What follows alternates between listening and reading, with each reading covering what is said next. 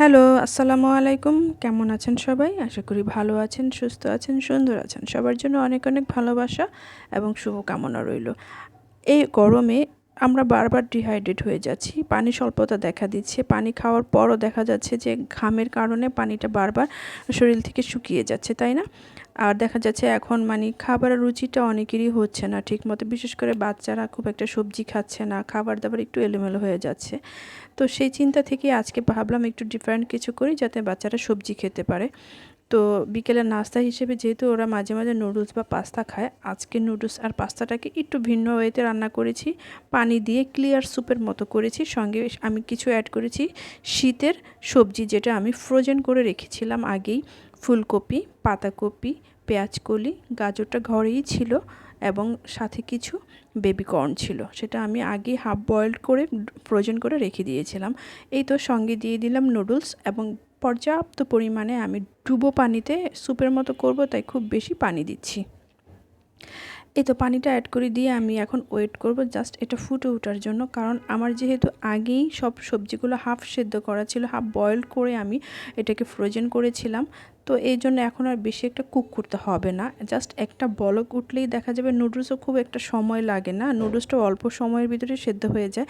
Just একটা বলক ওঠা পর্যন্ত আমি ওয়েট করব। তো এখানে আমি পরিমাণ মতো লবণটা অ্যাড করে দিলাম স্বাদ অনুসারে। আপনারা আপনাদের স্বাদ অনুসারে লবণটা অ্যাড করে দিবেন। দেন এখন আমি ওয়েট করছি একটা ফুটে ওঠার জন্য। এই তো এটা প্রায় ফুটে উঠেছে, একটু নেড়ে দিলাম। দেখেন কি সুন্দর কালারিংটা হয়েছে, মিক্স হয়ে গিয়েছে নুডলসের সঙ্গে। ফুলকপি, পাতাকপি, তারপর গাজর এবং কিছু পেঁয়াজকলি দিয়েছিলাম আর দিয়েছিলাম বেবি কর্নগুলো। তো প্রায় ফুটে উঠেছে, এখন আমি ওয়েট করছি। এখন আমি এটার সাথে মিলিয়ে দিব আমি 2 টেবিল চামচের থেকে একটু বেশি পরিমাণে কর্নফ্লাওয়ার গুলিয়ে রেখে দিয়েছিলাম ঠান্ডা পানি দিয়ে। সেটা আমি একটু থিকনেসের জন্য এটা এখন এখানে অ্যাড করে দিলাম।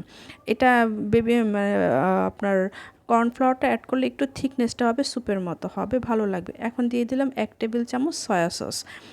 সয়া সসটা দিলাম যাতে একটু ফ্লেভারটা ভালো আসে, টেস্টটা বাড়ে। সবজির যে একটা ফ্লেভার থাকে সেটা যেন খুব একটা না লাগে। এবং দিয়ে দেবো 1 টেবিল চামচ আপনার ভিনেগার, সাদা ভিনেগার বা সাদা সিরকা যেটা বলেন সেটা দিয়ে অ্যাড করে দিব। দেন এখন আমি অ্যাড করে দিব 2টো ডিম।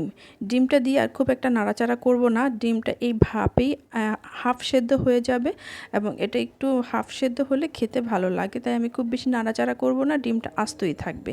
এবং দিয়ে দিলাম সামান্য পরিমাণে একটু ফ্লেভারের জন্য গোলমরিচ, কালো গোলমরিচের ফাঁকিটা আমি করে রেখেছিলাম, সেটা অ্যাড করে দিলাম। এই তো আমার কমপ্লিট হয়ে গিয়েছে। আমি কিছুক্ষণ ঢেকে রেখে দিয়েছিলাম। ফুল যখন কমপ্লিট হয়ে গেল, এখন আমি নামিয়ে পরিবেশন করব।